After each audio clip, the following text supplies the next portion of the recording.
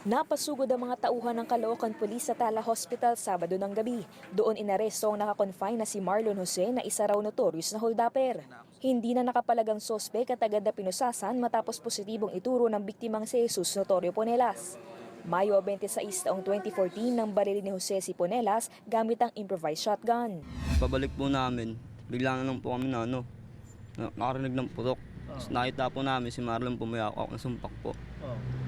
Yun po na, bigla na lang po isama kong isa po bumulagda. Tapos? Yung sama ko po, napalingon, tapos tinamaan po sa mata.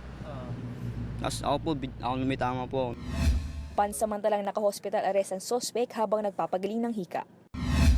Patay naman ang isang hinihinalang akyat bahay matapos makipagbarilan sa mga pulis sa Santa Maria, Bulacan noong Sabado. Sa investigasyon, mag-aalas 3 ng madaling araw nang magising ang biktimang si Jen para magbanyo nang mapansing may kakaiba na sa bahay.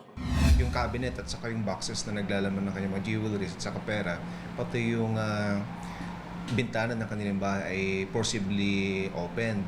Kaya nagkaroon siya ng duda na pinasok sila ng magnanakaw. Nang sumilip ng bintana ang biktima, nakita niyang sospek na palabas ng kanilang compound. Agad nagsumbong ang biktima sa mga nagpapatrolya sa lugar. Inabangan nilang sospek para hulihin pero nanlaban daw ito. Narecover sa sospek ang isang kalibre 38 na baril, mga basyo ng bala at 2 sachet ng hinihinalang shabu. Nabawi rin ang ninakaw niyang alahas, 6,000 pisong cash at bag ng biktima.